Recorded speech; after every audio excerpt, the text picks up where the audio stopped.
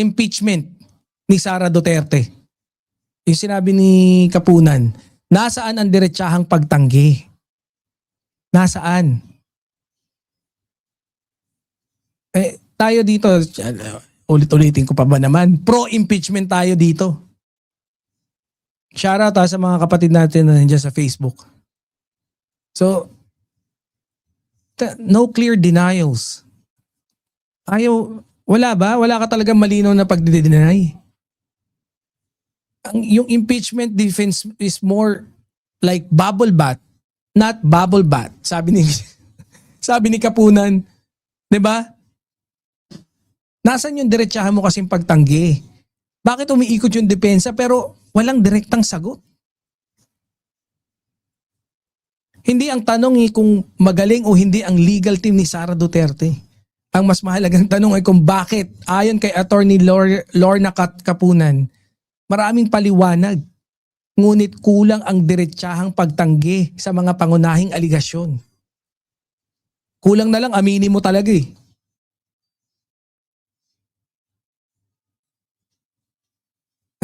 Today's discussion is about defense strategy, yung public perception at kung ano ang hinahanap ng publiko kapag may mga mabibigat na akusasyon.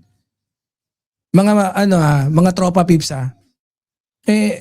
kasi kilala niyo si Attorney Kapunan, no? Isang I think ako ang perception ko sa kanya is on point, straight to the point, walang paligoy-ligoy. Si Attorney Kapunan, if I can remember it correctly, si Attorney Kapunan yata yung sinabihan tinanong ni Senator Erge, si Bog Mali, si Robin Padilla, 'di ba? Yung tinanong niya, ma'am, paano naman po yung obligasyon ng ating mga kababayan na yung mga ating mga asawa, no? Siyempre, malibog po ko at gusto kong tirahin yung asawa ko. Sa Senate yun, ha? Bakit nga po yan kung bayong-bayo na po ako, mga tol? But, nagtatanong ka ba? Wala bang sagot sa ano?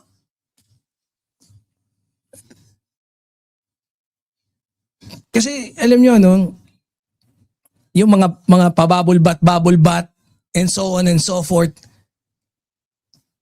walang diretsang pagtanggi. No? Sa unang tingin, parang legal debate lang to eh. Kapag may mabigat na akusasyon, ano ba yung unang hinahanap ng publiko? 'Di ba? Dito nagiging interesting yung usapan. Kadalasan hindi legal jargon ang hinahanap ng tao. Ang gusto nilang marinig ay isang malinaw na oo o hindi.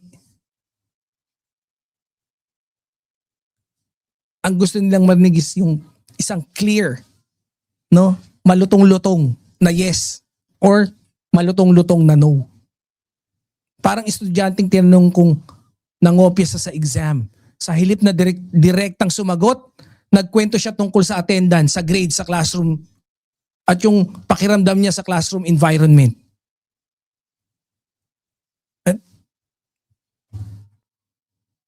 Kaya ako sana, no, magkaroon tayo ng opportunity para talaga makita yan. Sa bagay, konting kembot na lang. Anong date na ngayon? 13. 5 days na lang. 5 days. So tomorrow, 14, Monday, 15.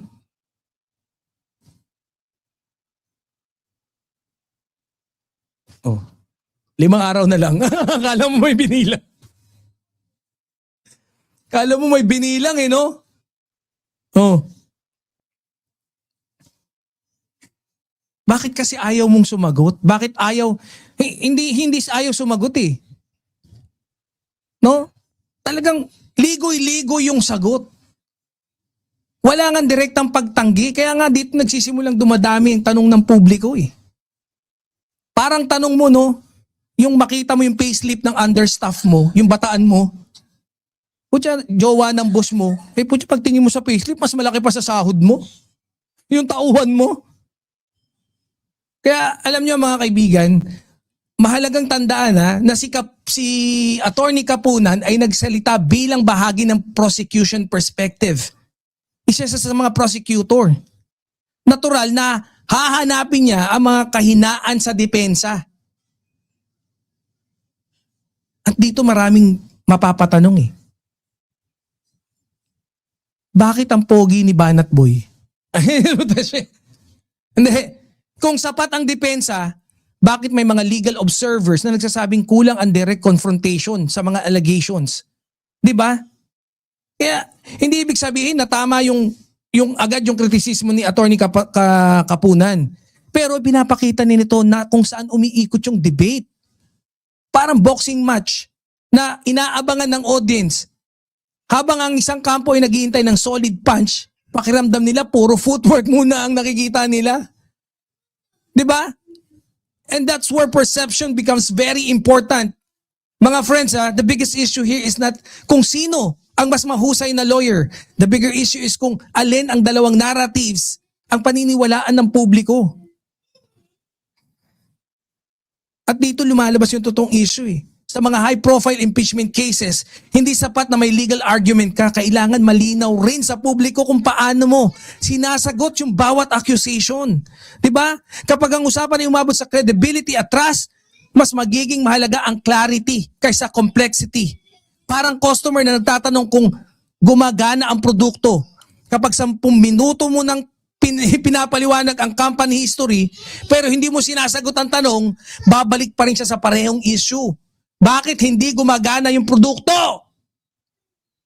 Di ba? And that's where the public judgment starts to form. Kaya, ang dami nyo kasing paligoy-ligoy. Biruin mo mga legal, mga nagsasabi, mga nagtatanong.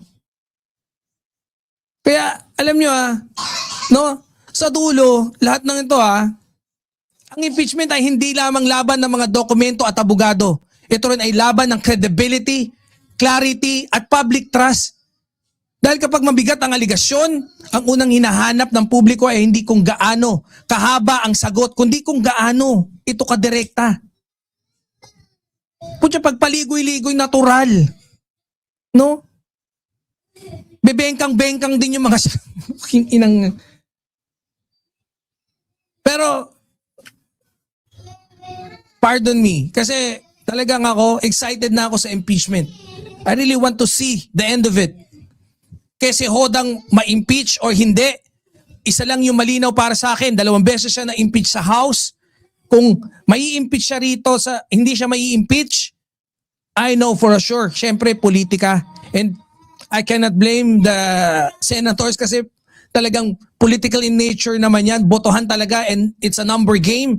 Pero, no, hindi nyo rin kami masisisi kung mag-reflect sa eleksyon yung mga nangyari dyan sa impeachment case.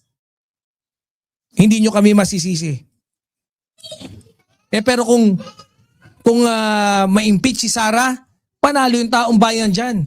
Bakit? Dahil naniniwala tayo na wala na dapat isa pang Duterte ang makabalik dyan sa higher office, may it be senators,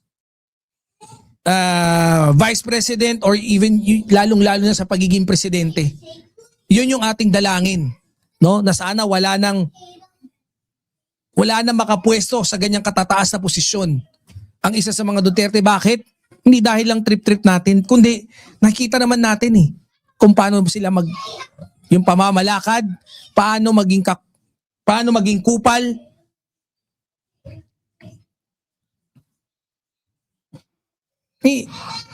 Hanggang ngayon di ba? Hindi sumipot sa kamera, hindi nagpakita. Pero every time na magkakaroon ng hearing yung sila Chairman Luistro, right after nun, naman sila, nagpapa-press conference. Ganon yung nangyayari.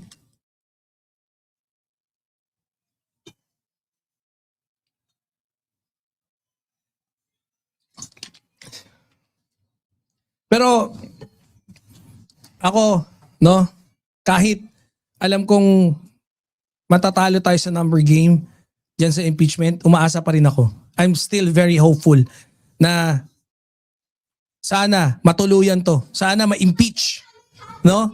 at nang hindi na makabalik no, kung hindi lang naman dahil sa tatay nila eh. Proven naman yung wala naman talaga nagawa to. No? Naniniwala ako si Duterte lang.